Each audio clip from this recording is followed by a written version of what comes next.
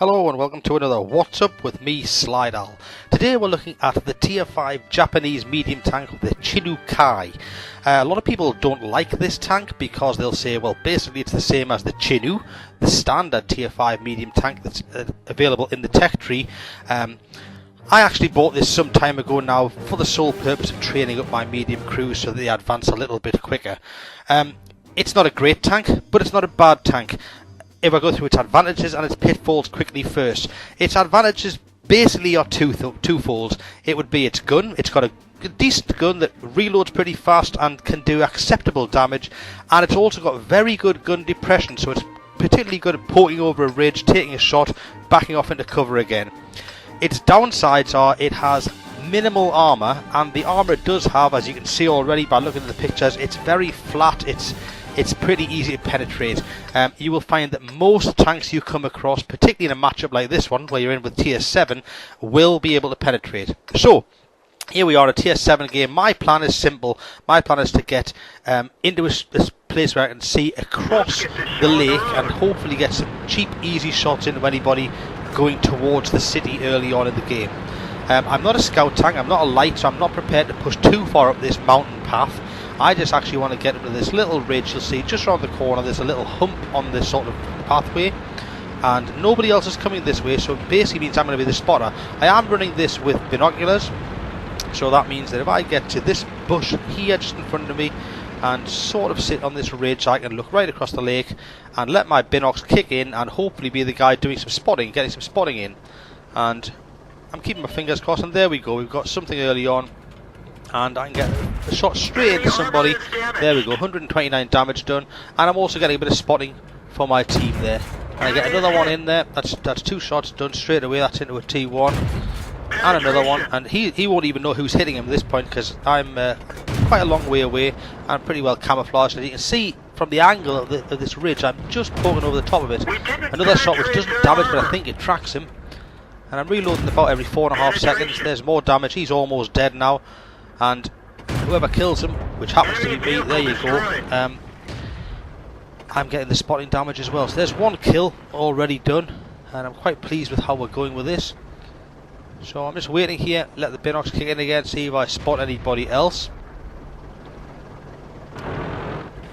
And yep, there is some other people going into the town,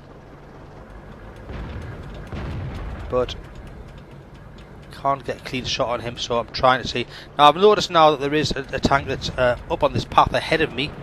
At this stage he hasn't seen me, and there's a tank moving up here, and I missed my chance. I actually knew he was moving, and I probably should have taken the shot there, and I missed my chance.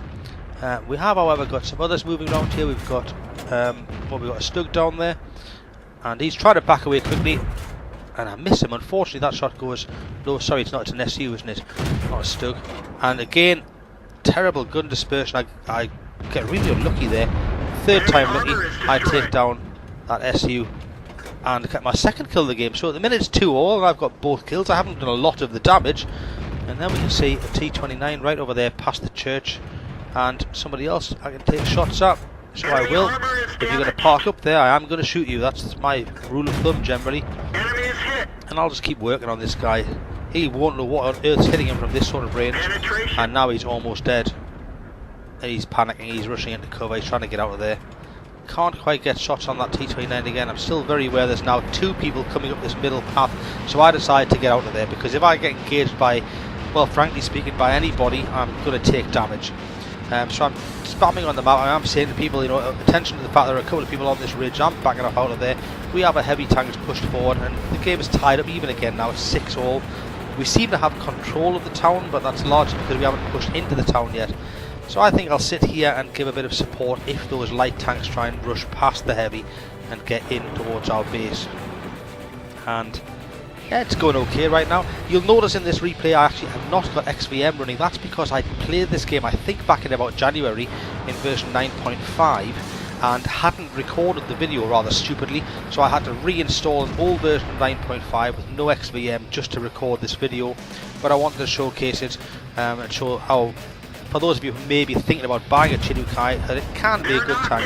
And that's my third kill now. I've got a Covenanter there, who I think was the guy I was shooting earlier next to the church.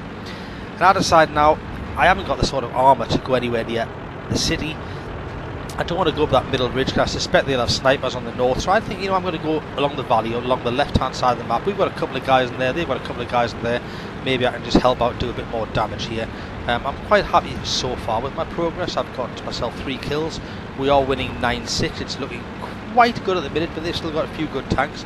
And one of the things that's interesting about this game, this was actually also, which you'll see in a few minutes, my first encounter with one of the new reward tanks, the T28 HTC. The guy that got that must have really worked hard on those personal missions, because this game was played end of January, about 2 weeks after personal missions started. So for him to have got the Stug 4 followed by the T28 HTC within a couple of weeks, he has really worked hard on those missions. I myself, actually, I have the Stug 4 now, and I have about half of the missions done towards the T28, but I'll be honest, I'm not grinding them that hard. I'm sort of playing them incidentally. If I happen to get a mission done while playing and enjoying myself, frankly speaking, then great. I tend to find often some of the ones that have frustrated me, I simply can't do them when I try, and then when I forget about them, I happen to get them done anyway. So we've now taken the valley, and my timing was a bit wrong there. I haven't managed to push up and do very much. So, but they have got a heavy in the base. They've got that T28 HTC. I think is halfway down the path on the other side of this mountain ridge from me. We've now taken the town, the city. It's 12-8, so we're probably thinking this game's going to be in the bag, but I still want to actually get some more damage done. That's what my real aim is. I'm thinking to myself, let's just get more damage done, and firstly get more credits made, and see if I can get myself an ace tanker out of this as well, because I'm thinking things could be okay, although I haven't done that much. I'll have done a bit of spotting and a bit of damage here. But I want to get around the corner and try and get a quick shot to this guy, completely miss him on the move. I decided to keep going. He's been AFK, so he's been finished off. 14-9, the only one left now is of course that T28 HTC, and he's not a bad player at all. If I remember from when I did play this game and did have XVM running, he was a green coloured player, which means he's a good player, and he's got 4 kills, and he's in a fairly formidable tank that people maybe don't know about. Although I had done a bit of research about this tank, and I am aware that it has these 2 little side turrets that are weak spots, which I'm about to exploit and take advantage of. So I'm trying to get around behind this guy. We know that he's got somebody in front of him. I'm going to try and get on the side of him or behind him, and there he is. And he's actually reversing away. There's a rock in the way, so I try and zoom in and I shoot him at the side. And there, see those little turrets? There he is. He stopped. Actually, at the minute I've got his engine at the back, so I shoot his engine, but he begins to turn towards me. So I pop his track off because I don't want to face that gun. It's quite a powerful gun, and I go to work on the track again, but I can't actually damage the track. So I push forward to get shots at that commander's hatch, one of them there, and now he's turning towards me again, another one of the commander's hatch. I'm going to get out of there now because I don't want to face that gun. Now I can see that little turret, get a shot in that, and he's coming back now, and somebody finishes him off, and that is the end of that game.